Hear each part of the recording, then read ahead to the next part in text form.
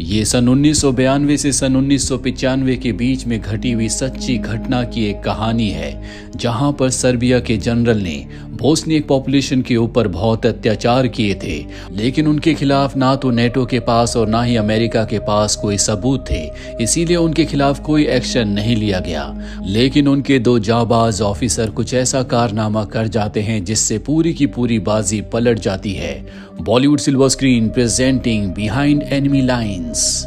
कहानी की शुरुआत में हमें बोस्नियन वॉर को दिखाया जाता है, जो कि अब खत्म हो चुकी है।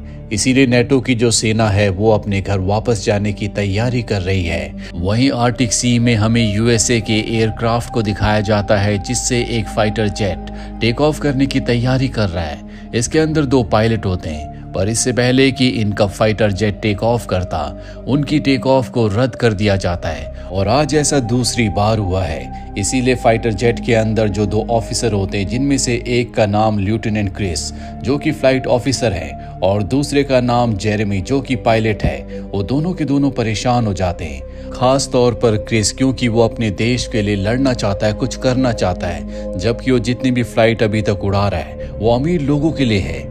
और अब यहाँ पर नेटो का कमांडर आता है, जो एडमिरल से मिलकर उन्हें कुछ पेपर्स दिखाता है और कहता है कि हमें रिपोर्ट मिली है कि आप कुछ ज्यादा ही उड़ान भर रहे हैं और सीमा से पार जा रहे हैं, जो कि रूल्स के खिलाफ है। इसका नुकसान आपको उठाना पड़ सकता है। और अब वो एडमिरल को एक कार्ड देता है और कहता है कि ये एक जर्नलिस्ट है जो यहाँ पर आने वाला है, इसके साथ आपको अच्छे से पेश आना है। एडमिरल को उसकी बातें सुनकर बहुत गुस्सा आता है, और ना चाहते हुए भी उसे कमांडर की बातें माननी पड़ती है। वहीं हमें कैंटीन में क्रिस और जेरेमी को दिखाया जाता है, जो कि खाना खा रहे होते हैं। तभी उनके पास कैप्टन आते हैं और बताते हैं कि हो सकता है कि दोबारा युद्ध शुरू हो जाए, तुम्हें मिशन मिल सकता है। मुझे नहीं लगता कि इस वक्त तुम तैयार हो। क्रिस कहता है कि मैं पूरी तरह से तैयार हूँ। तभी वहां पर एक ऑफिसर आता है जो क्रिस से कहता है कि आपको एडमिरल बुला रहे हैं। और अब क्रिस एडमिरल के पास जाता है। एडमिरल उसे लेटर दिखाते और पूछते हैं, क्या तुमने अपना रेजिग्नेशन लेटर दिया है? क्रिस कहता है कि हाँ, मैं यहाँ पर अपने देश के लिए कुछ करने के लिए आया था। मैं फाइटर प्लेन उड़ाना चाहता था, लेकिन यहाँ पर मुझे एक वॉचमैन की तरह यूज किया जाता है, जो हर रोज फाइटर प्लेन को बिना मकसद के ऊपर ले जाता है और फिर नीचे ले आता है। मैं इस काम के लिए सेना में भर्ती नहीं हुआ था। उसकी बात सुनकर एडमिरल को गुस्सा आता है और कहते हैं कि 2 हफ्तों के बाद मैं तुम्हारे रेजिग्नेशन लेटर पर साइन कर दूंगा, जिसके बाद जहां तुम जाना चाहो जा सकती हो। क्रिस वहां से बाहर निकल जाता है। उसके सामने जेरेमी है। जेरेमी पूछता है, क्या तुमने रेजिग्नेशन लेटर दिया है? क्रिस कहता है कि हाँ, मैं इस रूटीन से बोर हो चुका हूँ। और ये कहकर वो वहां से चला जाता है, जिसके बाद वो अपने पिता को कॉल करता है। जल्दी क्रिसमस आने वाला है, सब क्रिसमस की तैयारी कर रहे हैं और क्रिसमस तक वो भी अपने घर पहुंच जाएगा। पर तभी क्रिस देखता है कि बोर्ड पर उसका नाम लिखा है, क्योंकि अगला जो मिशन होने वाला है उसमें क्रिस और जेरेमी को भी जाना है, जो कि नॉन फ्लाइंग जोन है। वहां जाकर उन्हें तस्वीरें लेनी है।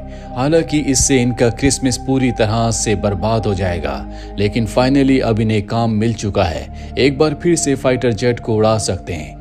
जल्दी ये दोनों के दोनों अपना फाइटर जेट लेकर उस नॉन फ्लाइंग जोन की तरफ निकल पड़ते हैं, जहां जाना इलीगल नहीं है। और अब जब ये हवा में होते हैं, तभी क्रिस अपने फाइटर जेट के नीचे जो एडवांस कैमरास होते हैं उन्हें ऑन करता है। वो देखता है कि नीचे साइबेरिया का जनरल, जो यहाँ के आम लोगों के ऊपर अत्याचार कर रहा होता है, अपनी टीम के साथ है। उसके पास बहुत ही खतरनाक हथियार है। दरअसल वो वॉर क्राइम कर रहा है, बोस्नियक में रहने वाले लोगों के ऊपर अत्याचार कर रहा है, और उसी के खिलाफ सबूत इकट्ठा करने के लिए दोनों के दोनों यहाँ पर आए हैं। लेकिन जनरल भी इन्हें देख लेता है, इसीलिए मिसाइल से इनके फाइटर जेट के ऊपर हमला किया जाता है। हालांकि एक मिसाइल से बचने में कामयाब हो जाते हैं, लेकिन दूसरी मिसाइल इनके फाइटर जेट को हिट करती है और अब इनका फाइटर जेट क्रैश होने वाला है। पर इससे पहले कि ये दोनों क्रैश हो जाते, ये सीट के साथ अपने आप को फाइटर जेट से इजेक्ट कर देते हैं, जिससे इन दोनों की जान बच जाती है। ये दोनों जंगल के अलग अलग हिस्सों में लैंड करते हैं और अब किसी भी तरह से क्रिस जेरेमी को ढूंढना चाहता है। वो जंगल में उसे चारों तरफ ढूंढता है। जल्दी जेरेमी उसे मिल जाता है। वहीं दूसरी तरफ एडमिरल और बाकी के ऑफिसर्स जो कि क्रिसमस को एंजॉय कर रहे होते हैं, उन्हें पता चल जाता है कि जेरेमी और क्रिस का जो जेट है वो क्रैश हो चुका है। वो जंगल में कहीं लैंड कर चुके हैं और अब एडमिरल किसी भी कीमत पर उन दोनों को बचाना चाहता है, और उन तक पहुंचना इतना आसान नहीं है।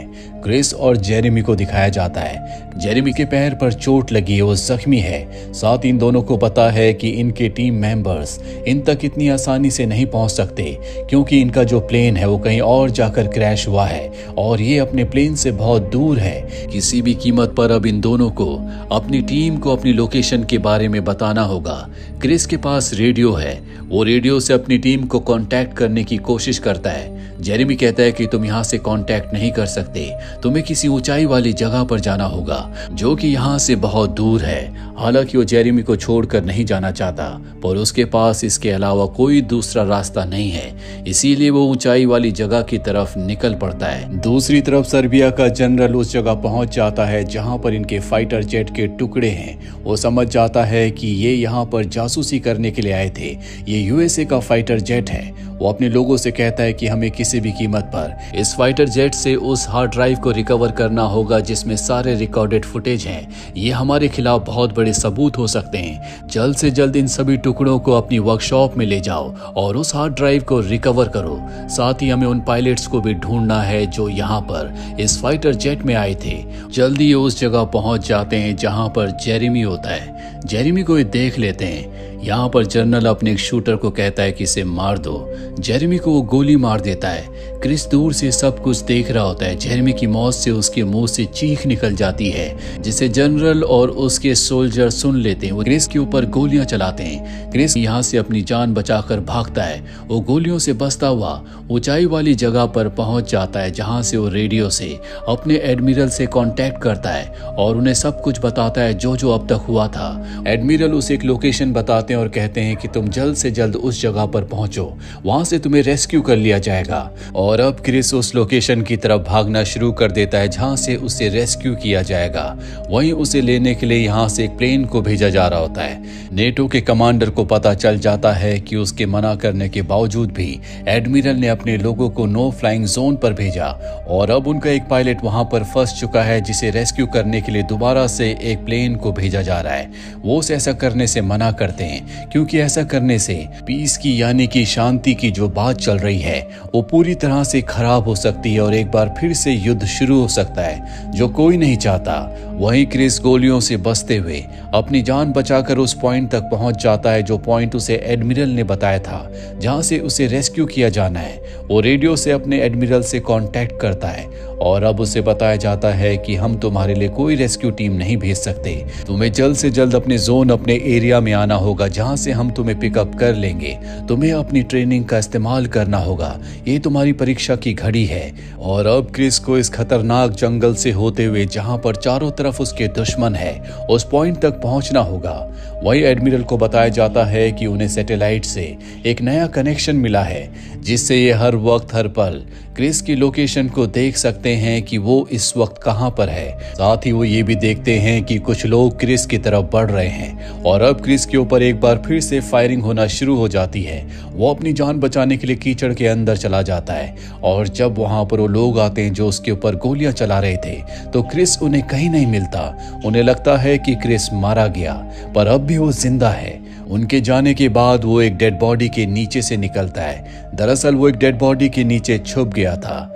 वही एडमिरल अपने सिपाहियों को ऑर्डर देता है कि वो जल्द से जल्द जितना पास हो सके उतना पास क्रिस के पहुंच जाए ताकि उसे रेस्क्यू किया जाए। वहीं क्रिस भी लगातार आगे बढ़ रहा होता है। साथ ही अब मीडिया को भी ये बात पता चल जाती है कि एक फाइटर जेट प्लेन गायब हुआ है, इसीलिए हर जगह ये न्यूज चल रही होती है जिसे सर्बिया के जनरल भी देख लेते हैं। वो इस बात से गुस्से में होते हैं कि अब तक क्रिस जिंदा है। साथ ही उनके पास क्रिस के फाइटर जेट के जो टुकड़े हैं वो अपने इंजीनियर से कहता है कि इसकी हार्ड ड्राइव में वो सभी फोटोज होंगी जो क्रिस ने और उसके साथी ने ली थी। मैं चाहता हूं कि तुम उन सब को रिकवर कर दो। इंजीनियर कहता है कि मैं ऐसा करने की कोशिश करूंगा। वहीं क्रिस को दिखाया जाता है जो भागता हुआ एक बंद फैक्ट्री तक पहुंचता है। वहां पर एक बूढ़ा आदमी एक बच्चे के साथ होता है और तभी क्रिस की नजर जाती है कि वहां पर ट्रिप वायर्स हैं। तभी साइबेरिया की आर्मी वहां पर पहुंच जाती है।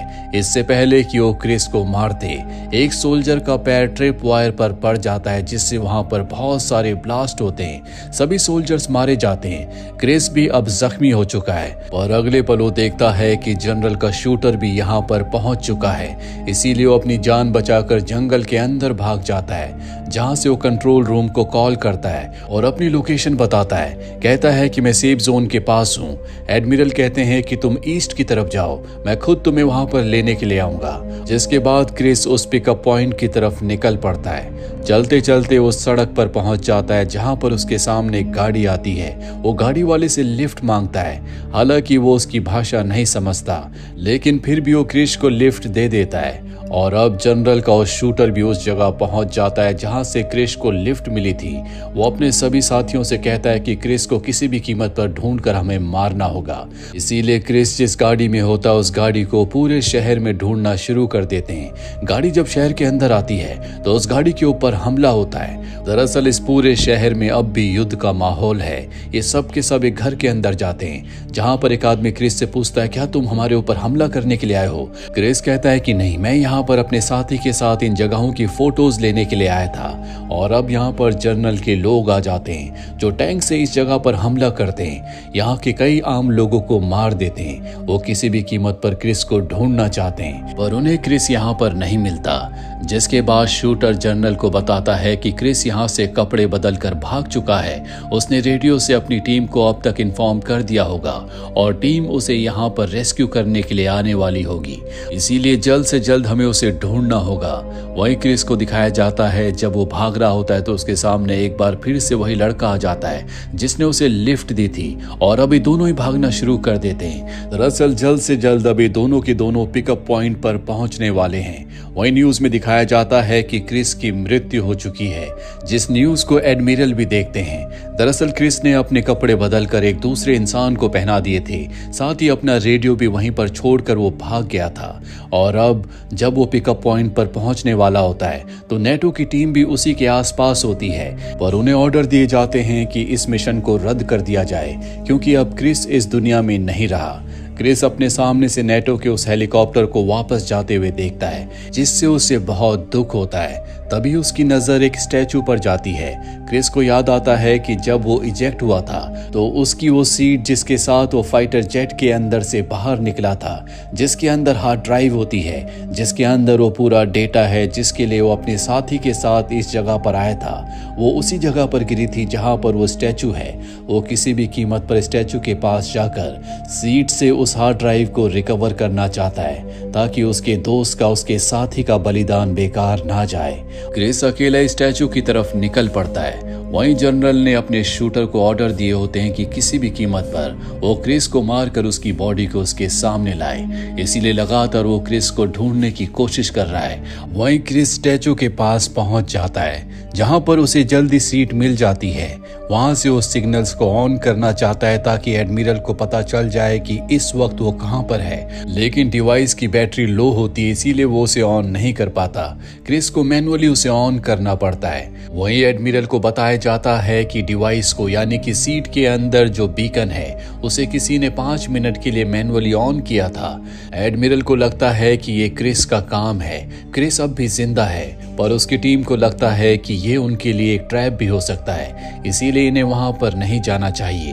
पर एडमिरल तय करता है कि वो एक बार फिर से रेस्क्यू टीम उस जगह भेजेगा जहां से सिग्नल आए हैं। दूसरी तरफ हमें शूटर को दिखाया जाता है, जो क्रिस की तलाश में उसके आसपास ही पहुंच गया है। उसके साथ उसका साथी भी होता है, जिसका पैर गलती से लैंड माइन के ऊपर पड़ जाता है। शूटर कहता है कि तुम्हें यहीं पर रुकना होगा और खुद वो आगे बढ़ जाता है। कुछ ही देर के बाद क्रिस को एक धमाके की आवाज सुनाई देती है। इसका मतलब ये है कि शूटर के साथ जो उसका साथी था उसकी मृत्यु हो चुकी है। क्रिस को समझ में आ जाता है कि जनरल के शूटर उसे ढूंढते हुए उसके आसपास पहुंच चुके हैं। वहीं क्रिस ने जब उस डिवाइस को ऑन किया था तो जनरल को भी उस लोकेशन का पता चल गया था, इसीलिए वो अपनी सेना की एक टुकड़ी उस तरफ भेजता है। साथ ही एडमिरल अपने साथियों के साथ क्रिस को बचाने के लिए खुद आ रहा है। लेकिन अब जनरल का शूटर उस जगह पहुंच जाता है जहां पर वो सीट है, जहां पर क्रिस भी है। उसे सीट दिख जाती है, वो उसकी तरफ बढ़ता है, तभी उसे हेलीकॉप्टर की आवाज आती है। इसीलिए वो छुप कर धीरे धीरे आगे बढ़ने की कोशिश करता है और जब वो सीट के पास होता है तभी पीछे से क्रिस बर्फ के अंदर से निकलकर उसे गोली मार देता है। जनरल की सर्बियन सेना की टुकड़ी भी यहाँ पर पहुंच चुकी है जो क्रिस के ऊपर हमला कर देती है। लेकिन अब एडमिरल भी यहाँ पर हेलीकॉप्टर से पहुंच चुका है। वो सर्बियन सेना के ऊपर हमला करते हैं जिससे क्रिस को कवर मिल जाता है। वो सीट के पास जाकर हार्ड ड्राइव निकाल लेता है और चट्टान की तरफ भागते हुए चट्टान से कूद जाता है। रेस्क्यू टीम उसे पकड़ लेती है। क्रिस को ऊपर खींचा जाता है जहां पर एडमिरल भी होते हैं। वो एडमिरल को हार्ड ड्राइव देता और कहता है कि जेरेमी को इस हार्ड ड्राइव के लिए मार दिया गया। साथ ही जो उसने रेजिग्नेशन दिया था वो भी वो वापस ले लेता है। जो हार्ड ड्राइव वो लेकर आया था उससे पता चलता है कि जनरल ने बहुत सारे वॉर क्राइम को किया था, जैसे आम लोगों को मारना। इसीलिए उन्हें वॉर क्रिमिनल घोषित करके उन्हें अरेस्ट कर लिया जाता है। और ये सब जेरेमी और क्रिस की वजह से हो पाया, जिन दोनों की मेहनत से वहां के आम लोगों के ऊपर जुल्म होना बंद हो गए।